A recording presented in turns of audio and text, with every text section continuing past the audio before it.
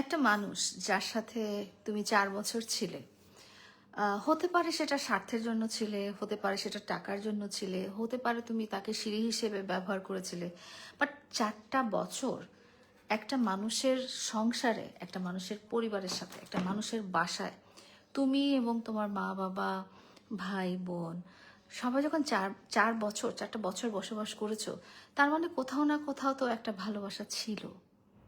ভালোবাসা ছাড়া জোর করে একটা অ্যাডাল্ট মানুষকে এবং তার পরিবার সহ, তার খালা মামা চাচা বন্ধু বান্ধব সহ একটা মেয়ে তো বা একটা নারী তো একটা পুরুষকে 4টা বছর আটকায় রাখতে পারে না, পরিবার সহ তো আটকায় রাখতে পারে না।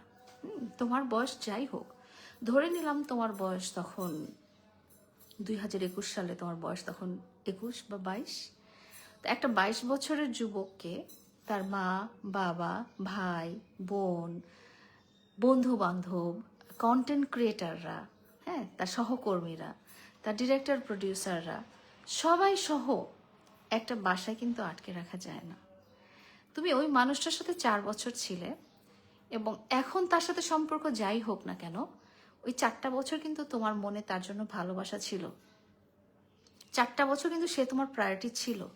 হোক তুমি তাকে ফেমাস করে দিতে চাইছো, হোক সে তোমার প্রতি ভালোবাসা দেখিয়েছে, হোক সে তোমার উপরে ইনভেস্ট করেছে, হোক সে ভাইরাল হতে চাইছে, বা যা কিছু হোক না কেন, যত কিছুই হোক না কেন, 4 বছরে কিন্তু তোমার মনে, তোমার পরিবারের মনে, তোমার বন্ধুদের মনে সে কিন্তু ভালোবাসার একটা মানুষ ছিল।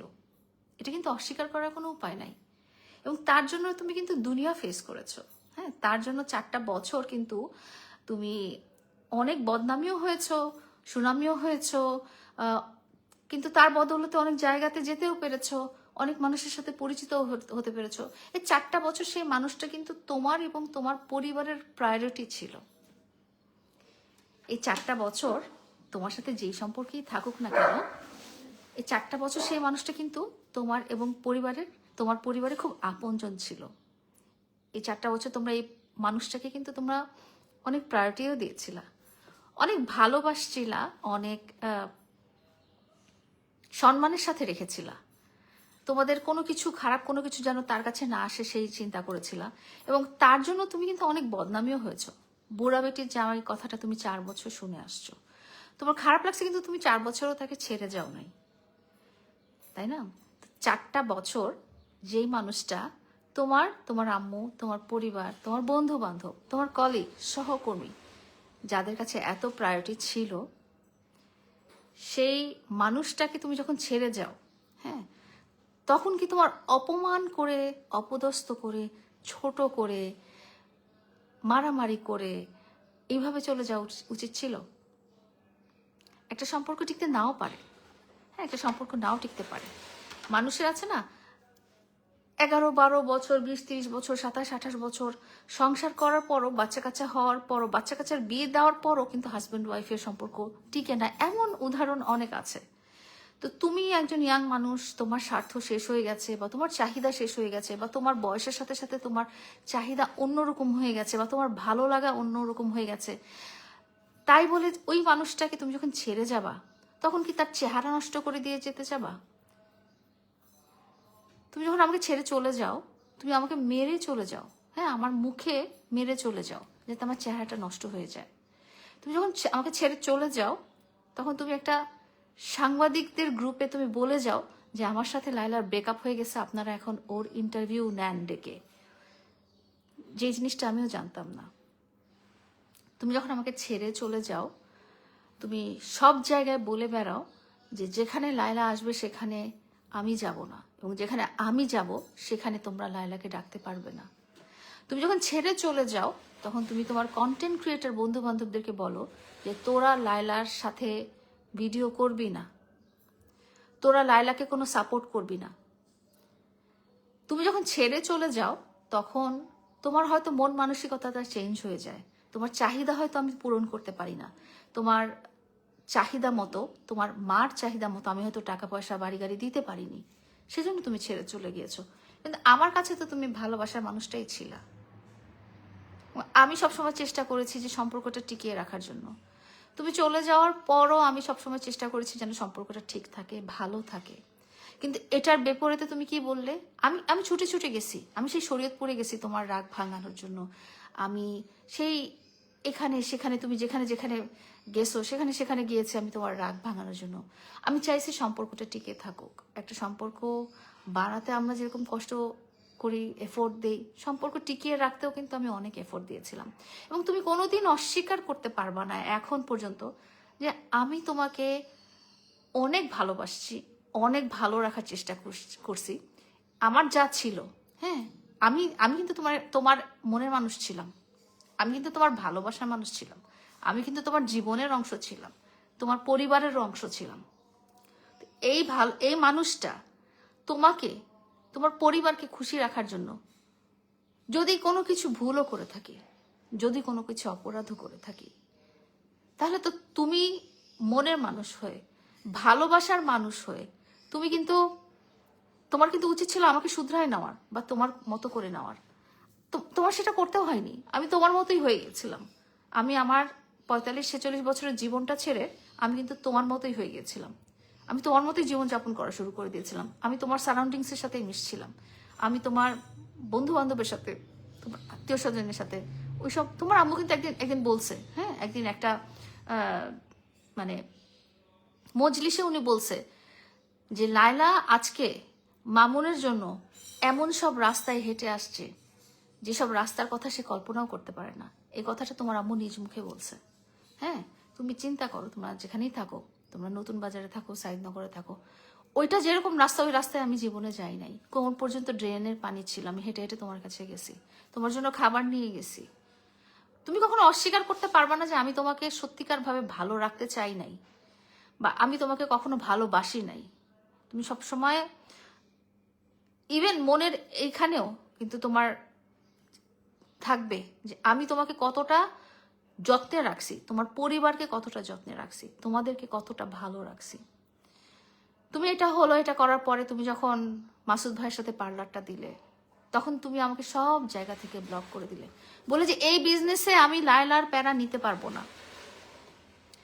একটা মানুষ যখন ব্যবসা করে বা একটা মানুষ যখন চাকরি করে, তখন কি সে তার সঙ্গী সঙ্গিনী, জীবন সঙ্গী সঙ্গিনী, life partner, husband wife, fiancée, boyfriend girlfriend, তাদেরকে ছেড়ে দিয়ে বিজনেস করে? বিজনেসের জন্য তখন কিন্তু আমি প্যারা হয়ে গেছিলাম। কিন্তু যখন তোমরা ওই যে কষ্টে ছিলা, দুঃখে ছিলা, খারাপ অবস্থায় ছিল, এটা তোমরা অস্বীকার করতে পারবা না। তুমি, তোমার মা যদি মানুষ হয়ে থাকো, কখনো অস্বীকার করতে পারবো না তোমাদের। হ্যাঁ, মানলাম তোমরা লাখ লাখ টাকা, কোটি কোটি টাকা কামাইছো, কিন্তু একটা টাইমে যখন তোমাদের সাথে আমার পরিচয় হয়েছে, তখন তোমরা ভীষণ কষ্টে ছিল। এবং সেই কষ্টে আমি কিন্তু তোমাদের কষ্ট দেখে তোমাদেরকে ছেড়ে চলে যাই নাই। অনেক মানুষ তোমাদেরকে ছেড়ে চলে গেছিল তখন, বিকজ তোমরা কষ্টে ছিল। কিন্তু আমি তোমাদেরকে ছেড়ে চলে যাইনি সেই কষ্টের টাইমে। আমি তোমাদের কষ্টের টাইমে তোমাদের সহকর্মী হয়ে তোমাদের পাশে ছিলাম। আমার যতটা সামর্থ্য ছিল, আমার যতটা জীবনে কুলাইতো, আমি ততটা দিয়েই তোমাদের পাশে ছিলাম।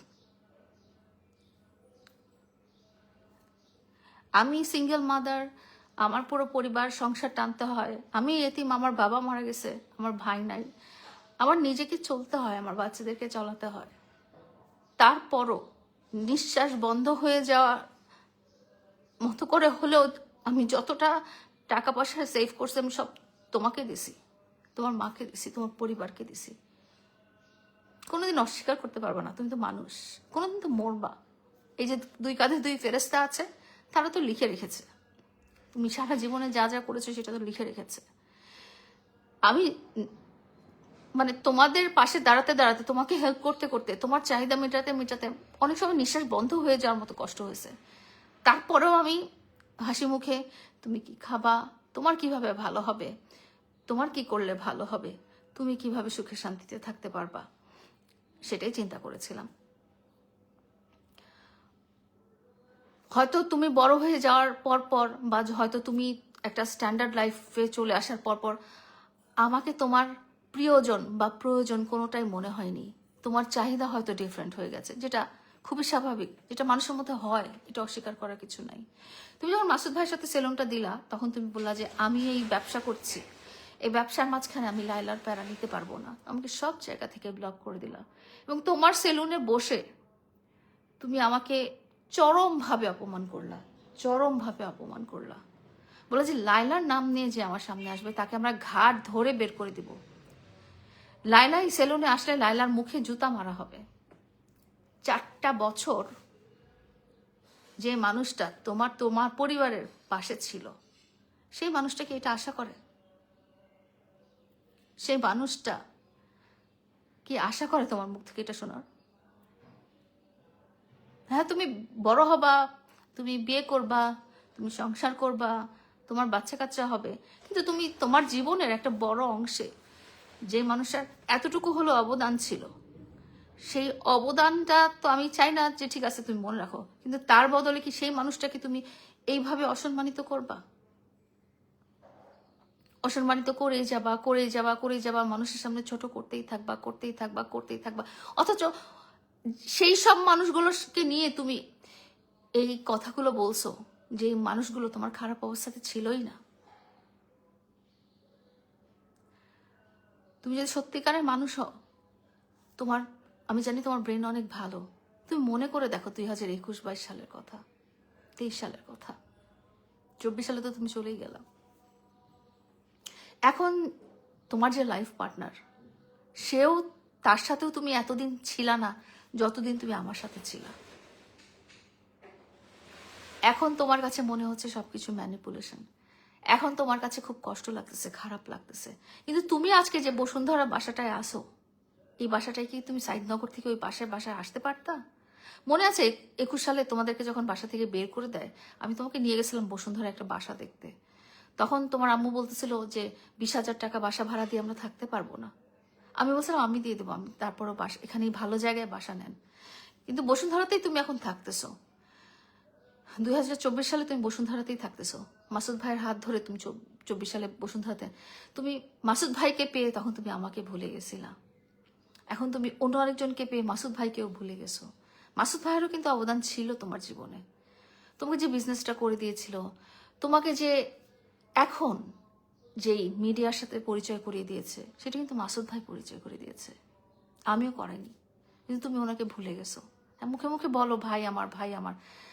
তো এখন তুমি যার সাথে আছো, তার সাথে তুমি অত বছরও নাই যত বছরটা তুমি আমার সাথে ছিলা। এবং আমার সাথে 4টা বছর যে তোমার কোনো সুন্দর মুহূর্ত নাই, বা কোনো সুন্দর স্মৃতি নাই, বা এমন ভালো কিছু নাই, এটা তুমি কখনোই অস্বীকার করতে পারবা না। তোমার জীবনে অনেক ভালো কিছু আমার হাত দিয়ে গেছে, তোমার জীবনে অনেক ভালো কিছু আমার আমার কাছ থেকে গেছে, তোমার জীবনের অনেক কিছু, তোমার জীবনের লক্ষ্মী আমার কাছ থেকে আসছে, আমি জোর গলায় বলতে পারি। এখন তোমার সাথে আমার সেপারেশন হয়ে গেছে, তার মানে এটা না যে তুমি আমার মা, বাবা, আমার সন্তান, সন্তানদের বাবা, তাদের নাম ধরে সোশ্যাল মিডিয়াতে এসে গালাগালি করবা। আমারও তো এরকম বলার অনেক কিছু আছে। আমি তো বলতে পারতাম যে তোমার মা, তোমার বড় ভাইকে প্রথমে যাকে বিয়ে করেছিল, সে শিরিন ভাবি, উনি কথা বলতে পারতো, এবং তোমার মা এবং তোমার অত্যাচারে ওই ভাবির সাথে ডিভোর্স করিয়ে তোমার মা পরে একজন বোবা মেয়ের সাথে তোমার বড় ভাইয়ের বিয়ে দিয়েছে।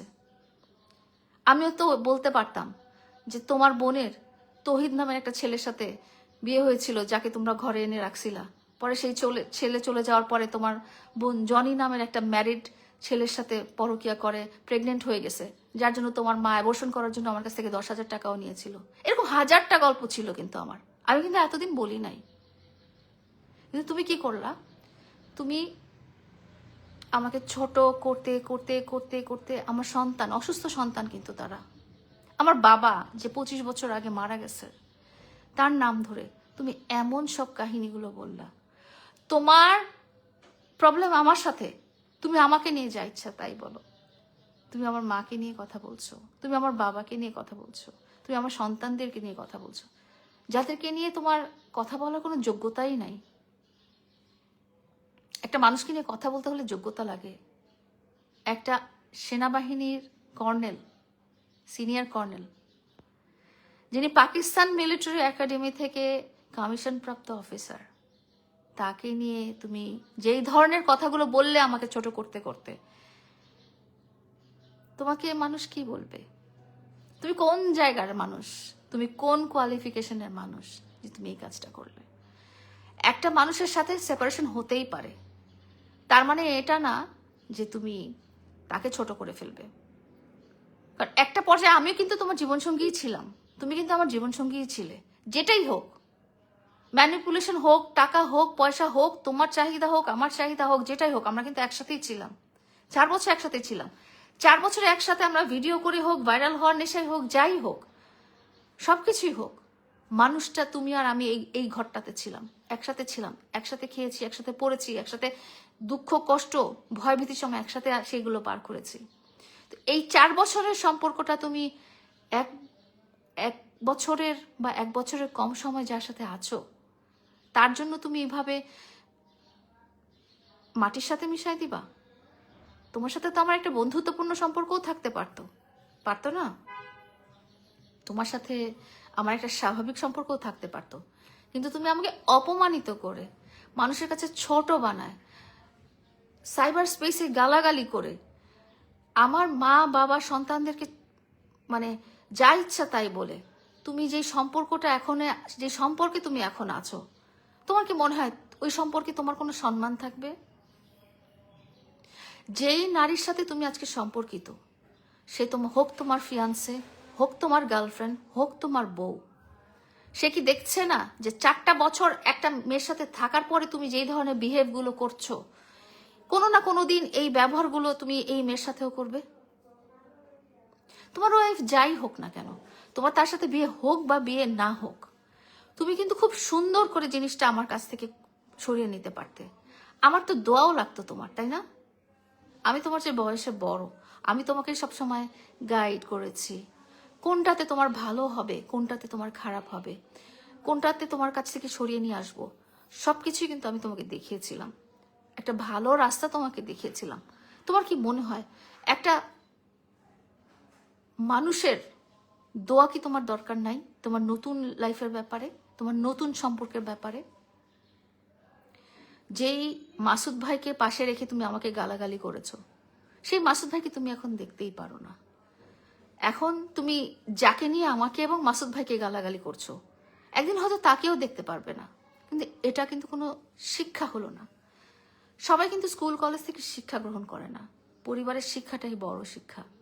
তো পরিবারের শিক্ষাও সবার কপালে জুটে না, কিন্তু আমি তো তোমাকে শিক্ষায় শিক্ষিত করেছিলাম, আমি তো তোমাকে বলেছিলাম কোনটা ভালো কোনটা খারাপ।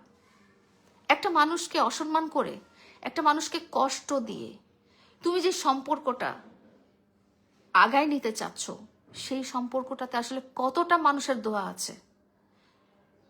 মানুষের দোয়া কিন্তু দরকার থাকে সম্পর্ক রাখতে। সত্যি কথা বলি, তুমি ভিডিও আপলোড করো, তুমি জানো সোশ্যাল মিডিয়াতে আমার পদাচারণা আছে, হ্যাঁ, এমন সব ভিডিও আপলোড করো যেসব ভিডিও তোমার আপলোড না করলেও হয়।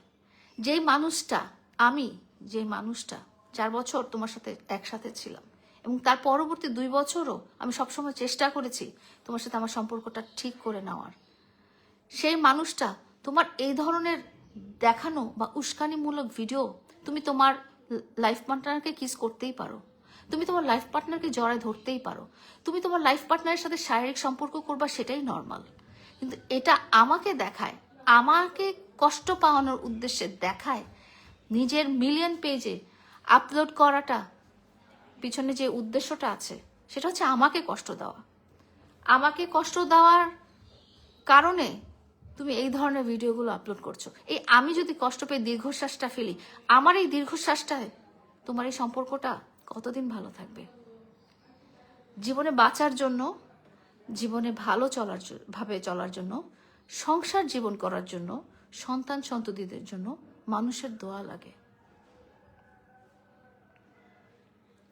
সেই দোয়াটা কি তুমি পাচ্ছ? এই যে যারা কমেন্ট করছে, তোমাকে খুব বলছে তোমার পাশে আছি, পাশে আছি, পাশে আছি, এরা কোন সময় তোমার পাশে ছিল? এরা কোন টাইমে তোমার পাশে ছিল? কমেন্টের পাশে থাকা যদি তোমার পাশে থাকা হয়, তাহলে তো তুমি 4 বছর আগে আমার পাশে আসতে না। তোমার লাইকিতে তখন 10 মিলিয়ন ফলোয়ার ছিল, তাদের 10 মিলিয়ন ভালোবাসা ছিল, তাহলে কি তুমি ওই দুঃখ কষ্টে পড়ে লায়লার কাছে আসতে? তো আমি এটাই বলতে চাই, সম্পর্কের শেষ মানে মারামারি, কাটাকাটি, হানাহানি, অপমান করা, মা বাবাকে ছোট করা, গালাগালি দেওয়া সম্পর্কের শেষ মানে এটা না। সম্পর্ক সুন্দরভাবেও শেষ করে ফ্রেন্ডশিপ মূলক সম্পর্ক থাকতেই পারে। সম্পর্কের শেষ মানে তোমার আগে যার সাথে সম্পর্ক ছিল তার একটা ব্লেসিং বা দোয়া নিয়েও তুমি কিন্তু সংসার শুরু করতে পারতা। তোমার সংসারটাই শুরু করেছো তুমি এইভাবে, তোমার সংসারটাই শুরু করেছো তুমি মানুষের বদদোয়ার মাধ্যমে। তোমাকে আমি এই ধরনের কিছু শিখাইনি। আমি সরি টু সে, আমি নিজের কাছে সরি, আমি ফেইলিয়ার। আমি তোমাকে ভালো কোনো শিক্ষা দিতে পারিনি, আমি তোমাকে ভালো কোনো শিক্ষায় শিক্ষিত করতে পারিনি। ওই যে বস্তিতে মানুষ যেই ধরনের মেন্টালিটি নিয়ে চলে, যে সংসার ভেঙে গেল, তার সাথে চুলাচুলি, কাটাকাটি, মারামারি, হানাহানি, তোমার মধ্যে ওইটাই এখনো রয়ে গেছে। আর তোমার লাইফ পার্টনারকে বলি, সে তো তোমার সবকিছু, সে তোমার ইতিহাস, সবকিছু। দুনিয়ার সবাই 4 বছর থেকে দুনিয়ার সবাই, কেন আমি যে বললাম মঙ্গল গ্রহে যদি কোনো মানুষ থাকে তারাও পর্যন্ত জানে লায়লা মামুনের কি সম্পর্ক, লায়লা মামুনের কি সম্পর্ক, এবং লায়লার সাথে মামুনের ঝগড়াঝাটি হওয়ার পরে মামুন আরো কতগুলো নারীর সাথে কি সম্পর্ক, এটা সব মানুষ জানে। সেখানে তোমার লাইফ পার্টনার এসব না জেনে তোমার কাছে গেছে, এটা তো বিশ্বাসযোগ্য না। সে নিশ্চয়ই তোমার ব্যাকগ্রাউন্ড জানে, এবং তোমার লাইফ পার্টনারের যে ব্যাকগ্রাউন্ড, এটা যে তুমি যে তার 4র্থতম স্বামী এবং সে যে তোমার 4র্থতম স্ত্রী, তোমরা দুজনেরটা জেনেই তো তোমরা একসাথে সংসার করছো। সেখানে তোমাকে নিয়ে কথা বললেই কি, তোমাকে নিয়ে কথা না বললেই কি, তোমার বউর সাথে টেক্সট করলেই কি, তোমার বউর সাথে কথা না বললেই কি, তোমাদের কি ভালোবাসা এতটাই ঠুনকো যে কেউ একজন কথা বললে আমাদের ভালোবাসা শেষ, আমাদের সংসার শেষ? তোমাদের ব্যাকগ্রাউন্ড, তোমার ব্যাকগ্রাউন্ড তোমার পার্টনার জানে, তোমার পার্টনারের ব্যাকগ্রাউন্ডও তুমি জানো। তাহলে সারা দুনিয়া চিল্লায় বললেও তোমাদের সংসার কেন ভাঙবে? সারা দুনিয়া চিল্লায় বললেও তোমাদের মধ্যে ভালোবাসা কেন কম হবে? ভালোবাসা কি এরকমই? তোমার তো কত কিছু খারাপই আমি দেখেছি না? এই যে ইরিন নামের মেয়েটা, অনামিকা ঐশী নামের মেয়েটা, সে ওই কতজনের সাথে কত কিছু করছো, তারপরও কি আমি তোমার প্রতি মায়া, মমতা, ভালোবাসা কমাইছিলাম? তখন কমাই তো নাই। আমার ভালোবাসা তো এত ঠুনকো না। এটা তোমার কেমন ভালোবাসা? এটা তোমার পার্টনারের কেমন ভালোবাসা?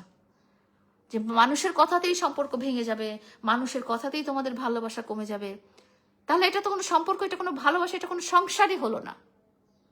যেখানে তোমরা চারটা সংসার করে আসছো, তুমি নিজে 4টা সংসার করে আসছো, তোমার ওয়াইফ 4টা সংসার করে আসছে, তাও আবার তোমার ওয়াইফের একজন হাজবেন্ড সুইসাইড করে মারাও গেছে তার অ্যাক্টিভিটিসের জন্য। তো এটা কেমন সংসার? ভালোবাসা এমন ভালোবাসা হইতে হয় যে দুনিয়া উল্টাই গেলেও ভালোবাসা কমে না। সংসারের বন্ডেজ এমন হইতে হয় যে দুনিয়া 2 ভাগ হয়ে গেলেও সংসার টিকে থাকে। তোমার বাবার কথাই বলি না কেন, তোমার বাবা যে আরেকজন মহিলাকে বিয়ে করছিলেন, হ্যাঁ, মাঝখানে মালয়েশিয়া থেকে আসার পরে, তো তোমার মা কি তোমার বাবাকে ছেড়ে গেছে? তোমার মা তো চলে যেতে পারতেন না? গেছেন কি? তোমার বাবা যখন ওই মহিলাকে ছেড়ে আবার ফেরত আসছে, তখন কিন্তু তোমার মা বাবাকে অ্যাকসেপ্ট করে নিছে, নেয় নাই? তোমার বাবা সেকেন্ড বিয়ে করার পরে তোমার মা তাকে ছেড়ে যায় নাই, এবং তোমার বাবা যখন ওই মহিলাকে ছেড়ে মার কাছে আসছে, তখন কিন্তু তোমার মা তাকে গ্রহণ করে নিয়েছিল। ভালোবাসা এরকমই হতে হয়, সংসার এরকমই হতে হয়। হুমকি, ধামকি, মারামারি, কাটাকাটি, এগুলো কোনো জীবন না। আর নেশা করে করে করে করে তোমার চেহারা দেখছো? বলো আমি 17 বছর 18 বছর ছিলাম, তুমি নেশা করে করে তোমার বডিতে কিছুই নাই। আমি তোমাকে আর কিছুই বলবো না, বেশি কিছু বলবো না। আমি জাস্ট তোমাকে এটাই বলতে চাই যে এটা কোনো জীবন হলো না, ঠিক আছে? জীবনের পথে ফিরে আসো, সুন্দর জীবনের পথে ফিরে আসো।